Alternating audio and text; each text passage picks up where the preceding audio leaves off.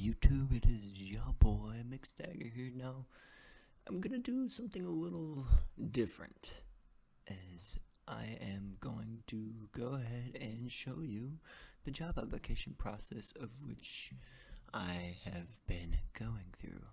And where I like to start is on LinkedIn, actually.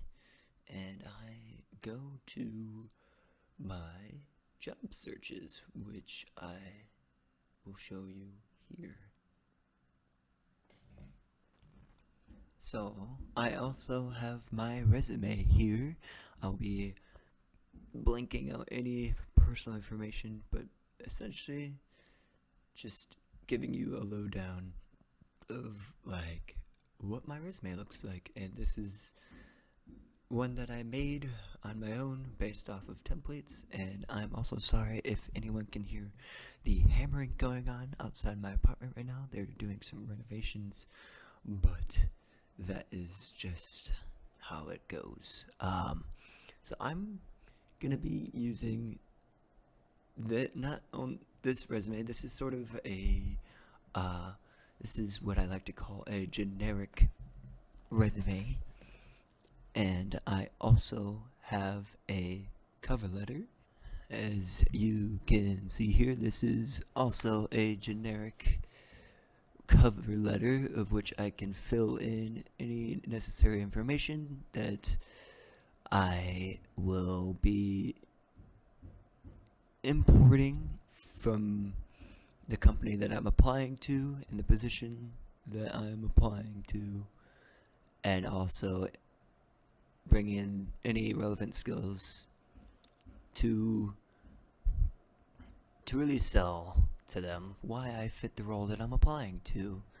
I also like to have things from the company that I am applying to saying this is what I'm interested in and why my relevant skills are applicable to the company, not only to the company but also to the position that I am applying to. On top of this, I also have a reference document. However, I'm not going to be showing you my references, as that shows personal information of the people I use for references. It's a good idea to at least have 3 references for companies to call and make sure that they're reliable and make sure that you have had at least some sort of experience with them. I have chosen 3 individuals from the company I used to work at, which was Sirius Space, which had a layoff in the recent month, of which I was caught in, which you saw in the video that I made, known as What Happened to McStagger. So I'm going to go ahead and move forward with my job applications, where I go ahead and look at my recent job searches, where I am looking for mechanical engineering, design engineering, and just engineering positions in general. Now I'm mainly looking in a certain area of interest or even just remote jobs, so I will be applying to any sort of engineering in the area of which I am interested, of which I am just looking for entry-level engineering positions, as I have an engineering degree with 2 years of experience now. So I am more than qualified for any entry-level positions, as I have not only the degree but also the experience behind it, especially in the space industry. So let's go ahead and pick out a couple of jobs and we will be right back. Okay, so now I've picked out all the jobs that interest me, and yes, it may seem like a lot, but sometimes, or even most of the time, you really want to make sure that you need to make sure to apply to as many jobs as possible, because it's better than only applying to a few and banking everything on just those few that you've applied to. So what I'm going to do is I'm going to look at the websites of these companies, and what I'm going to do is I'm also going to visit their career sites and see if there's any additional jobs that I can find there that suit my qualifications, and and then go from there. So I might even end up with even more tabs than this in the end. One surefire way to tell that I won't get past this stupid automated system is to look at the years required of relative experience. And if it's anything above like 2, then the system is going to see my resume and only see, 2 years, basically. You're not qualified.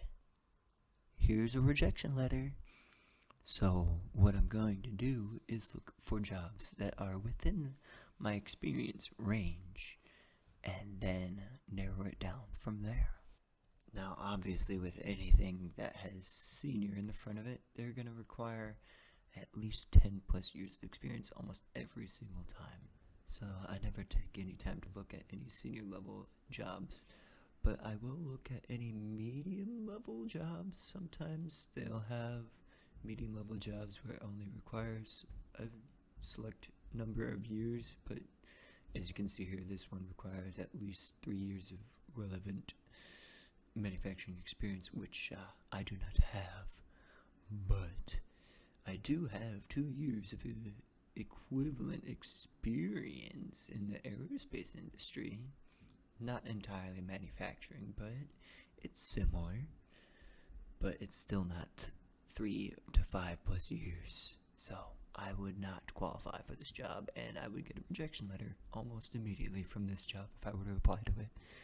So a good way to know if you're qualified is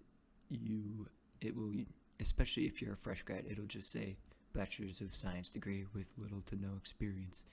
Usually those you will have a good chance in, and some of those will be interns or co-ops, but you might land on some other ones where it doesn't even require any experience. It's like 0 experience. You just gotta make sure that you have plenty of projects under your name, especially leadership projects. They really like those, and even projects that you do on your own. Like, for instance, what I'm doing on my own is I'm using Blender to assemble a Renaissance Fair costume. So I will be definitely using that to my advantage here when applying to CAD or design like positions. And I will even be using it in relevant experience in manufacturing, because I will be 3D printing those parts and assembling them by hand. But not all the time will they accept that kind of stuff, but you shoot your shot. Anyway, know your worth. Know the jobs you're looking for. And know what you're looking for in life in a job, and apply to the ones that best fit not only your experience / skills, but also matches what you desire to get out of that job. So that is job searching with McStagger. I hope you have good luck in your job searches, and let me know if you have any feedback or suggestions in the comments below. So thank you everyone for watching and listening. And I'm sorry if this audio is a little bit low, and if you hear any hammering in the background, they're doing work like I said.